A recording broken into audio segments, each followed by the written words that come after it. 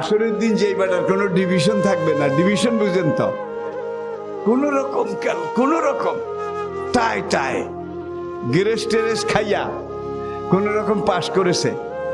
এবং এই লোকটা সবচেয়ে ছোট বেহেশতি, এর চেয়ে কম দরজার বেহেশতি আরেকজন নাই। নবীজি বলেন লোকটাকে আমি দেখলে চিনি। আল্লাহু আকবার। সবচেয়ে শেষ বেহেশতি, সর্বশেষ বেহেশতি।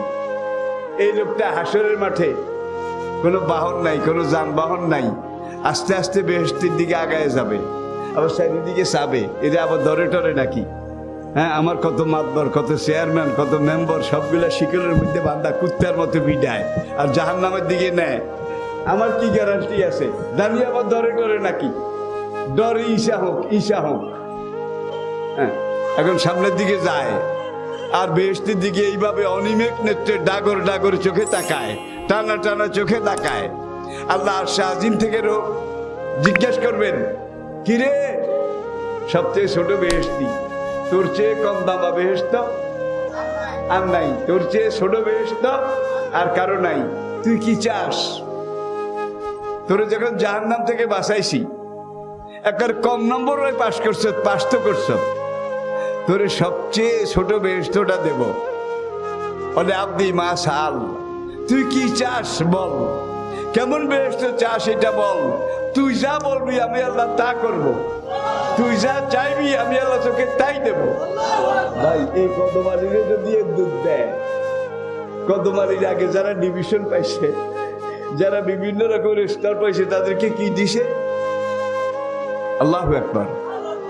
তখন সে বেহেশতের সামনে যাবে, যাওয়ার পরে আল্লাহ বলবেন, কিরে বড় বড় চোখ দিয়ে বেহেশতের দিকে দেখস, কিছু বলতে চাস নাকি? কারণ বলে আমি সাহস তো পাই না, ওইভাবে আমলও আনতে পারি নাই, তুমি যদি একটু আমার অনুমতি দাও তাহলে আমি বেহেশতের আকারে গেইটে গিয়ে একটা পাও ভিতরে ঢুকাবো, এক পাও, আরেক পা বাইরে রাখবো, এইভাবে এক পা ভিতরে ঢুকাইয়া বেহেশতটা কেমন এটা একটু দেখে দেখে ফিরে চলে আসবো। আল্লাহ কেন, আরে তুই বুঝোস নাই, দোজকে একবার ঢুকলে ফিরে আনা হয়, কিন্তু বেহেশতে একবার ঢুকলে ফিরে আনার দায়িত্ব, ফিরে আনার নিয়ম আমি আল্লাহর অভিধানে নাই। ঢুকা মানি ঢুকছে, আর বাইর করা। এখন আল্লাহ জিজ্ঞেস করেন, মা সালাকা ইয়া আব্দি, তুই কি চাস?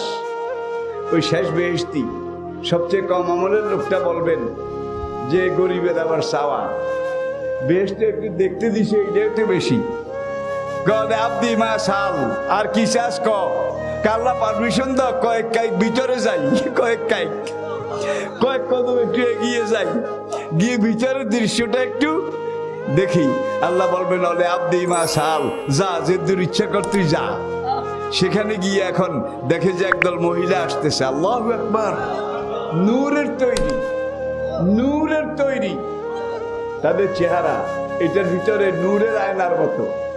কদমালির চেহারা দেখা যায় ওদের মুখের চেহারার ভিতরে আয়নার মতো, নূরের তৈরি, জান্নাতের। এখন তারা এসে জিজ্ঞাসা করে, আইনা কদমালি, আইনা কদমালি।